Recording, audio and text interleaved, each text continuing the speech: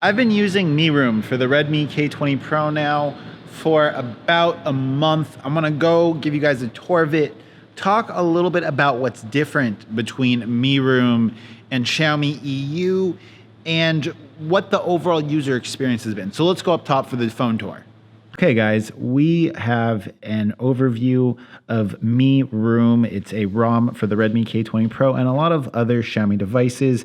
And it is a tweaked and modified version of Xiaomi EU, which is kind of the ROM that we all know and love. Now, Miroom is made specifically for the Russian market, so there's a lot of Russian language optimization stuff. I'm not specifically going to touch on that, although if you are a watcher of mine from Russia, let me know in the comment section down below. I'm going to go over some of the tweaks and some of the things that I've noticed have been different about using this ROM when compared to Xiaomi EU. But let's just jump into kind of the overall aesthetic. Now, this is an icon pack that I have downloaded that gives me these square, kind of one-dimensional icons, very flat and material design-esque. And with the settings of Miroom, you're actually able to go ahead and remove all of the titles and the application names. Here, we'll go to home screen. Hide app title in 2 lines, show icon shadow, show search bar, disable unlock animation, etc. And then you're able to choose the left side theme, which is how I have this really clean, minimal aesthetic here with no app titles. Now, one thing I've also specifically noticed with using Miroom is that the device overall feels a little bit snappier.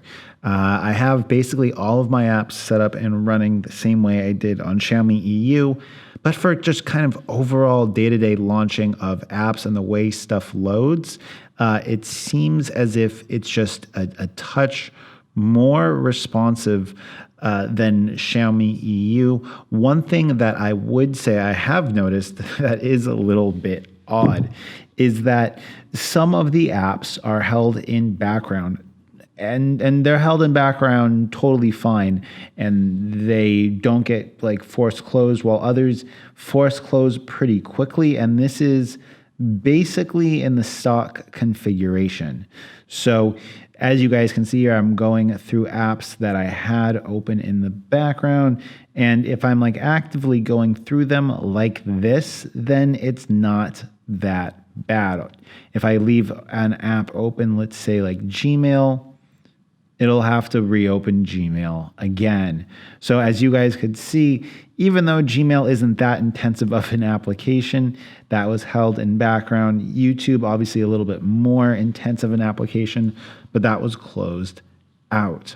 Now, in regards to bloatware and advertising, that of course has all been taken out of this ROM. It does come pre-installed with Google Apps, so you don't have to worry about side loading Google Apps as you would if it was the stock China ROM.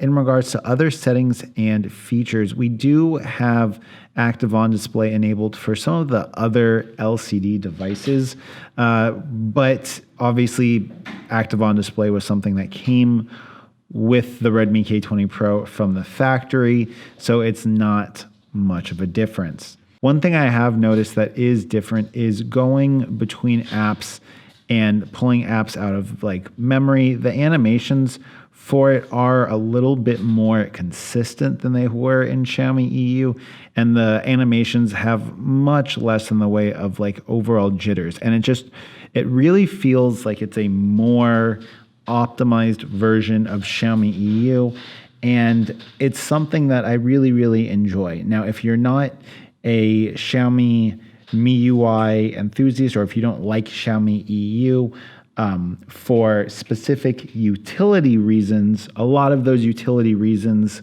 would be fixed with this. I've noticed excellent notification performance and not much in the way of like having to tweak stuff to get notifications to work.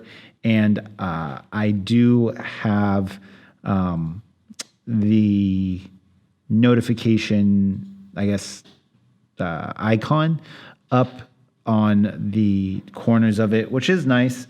And at this point, we're gonna go ahead and go outside and talk a little bit about what the overall usage of it's like. Okay, so as you guys kind of saw throughout that phone tour, there isn't a great deal difference between Miroom and Xiaomi EU, but from the overall day-to-day usability of that ROM and kind of what my first-hand account was, it's just faster and smoother. It's just like Xiaomi EU, but faster, smoother, with kind of a lot of the like less built-in bloat. Updates for it are a little bit slower than Xiaomi EU, as in like a few hours slower in most cases, simply because it's based on Xiaomi EU. So updates for it are still consistent and they're still stable. I haven't really had any like bugs with it, to be honest with you guys. It's been relatively bug free. And from my overall first impressions of it and using it for about a month, it seems like battery life on Miroom is better than it was on Xiaomi EU. Notifications seem to be a little bit more consistent, and overall it's something that I can definitely recommend if you're looking for a ROM with similar to stock stability with some added tweaks and features and none of the China bullshit stuff that none of us like. Okay, if you guys like it, let me know in the comment section down below, and if you guys want to check out some more stuff about this, go ahead and check out my website. Till next time, it's been Mitchell. Peace.